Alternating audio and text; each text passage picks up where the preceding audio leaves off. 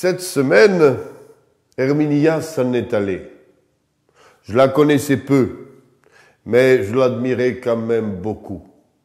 J'aimais sa voix douce, j'aimais sa belle histoire, sa forte histoire.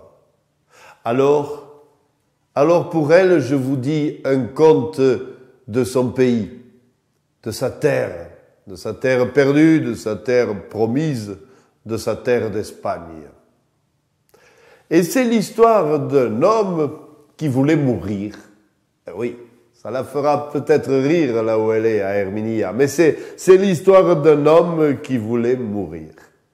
Et cet homme est allé au bout du monde, là où tombe toute chose. Il a trouvé la mort et lui a dit, la mine basse, « Je veux mourir, prends-moi. » La mort a fait la moue. Mais enfin, qu'est-ce que c'est que cette histoire? Voilà qu'on vient me chercher maintenant. Autrefois, tout de même, je sais pas moi, c'est moi qui allais chercher les hommes. Et quand j'allais les trouver, ils me racontaient de ces histoires pour ne pas venir avec moi. Oh, je viens de gagner la loterie, tu peux pas me prendre maintenant. J'ai une voiture neuve, je viens de tomber amoureux. Et quand l'histoire était belle, c'est vrai, je leur laissais parfois un peu de temps. Mais maintenant, est-ce que c'est la crise? Mais quand j'arrive, ils sont le nez dans leur verre de vin, la mine basse, et alors, pour me dire, ça fait 15 ans que je suis chômeur, ma femme est partie, j'ai des crédits sur le dos, prends-moi, va, finissons-en. Rien, pas une histoire. Ces histoires que j'aimais tant, soupire la mort, elles me manquent. Et toi, maintenant, tu viens maintenant me chercher. Oh non.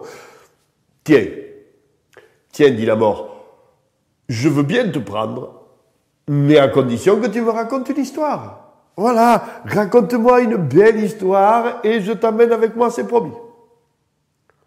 L'homme un peu stupéfait hésite, cherche, se souvient vaguement d'une histoire entendue autrefois, essaye de la dire, trébuche sur les mots, se mélange dans les phrases, bref, ne fait rien de bon.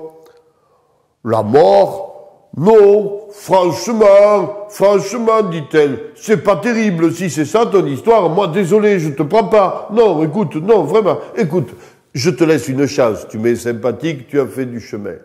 Rentre chez toi. Je te laisse 1 an et 1 jour. Et au bout de ce délai, je viens chercher mon histoire. Si elle est belle, je te prends. Je suis femme de parole. L'homme s'en va, rentre chez lui, dans l'oreille, là où il peut, enfin, je veux dire, aux terrasses des cafés, chez les anciens, sur les marchés, partout, chez lui et chez les autres. Il collecte quelques histoires auxquelles il n'avait jamais prêté attention jusque-là. Et à chaque histoire, c'est comme une caresse, comme une goutte de miel sur son cœur endurci. À chaque histoire, c'est un peu de goût de vivre qui lui revient. Alors quand la mort refrappe à sa porte 1 an plus tard, tu me vois bien embêté, l'ami, je crains de t'avoir fait venir pour rien. Des histoires, j'en ai, mais justement, j'aimerais bien continuer à vivre. Ah non, dit la mort, j'étais venu pour un double paquetage, toi tu me fais repartir sans rien. Ah non, je repartirai pas les mains vides. Non, je veux mon histoire, dit la mort, je la veux. Écoute-moi l'homme. Eh bien, puisque c'est ça, dis-moi une histoire. Et dis-la belle. Sinon, je t'emmène. Alors, l'homme a raconté.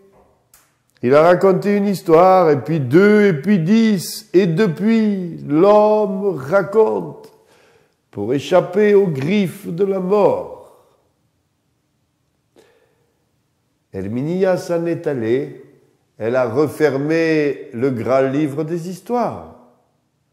Il reste pourtant la mémoire, la sienne, celle que nous nous devons maintenant de raconter pour qu'elle échappe aux griffes de la mort.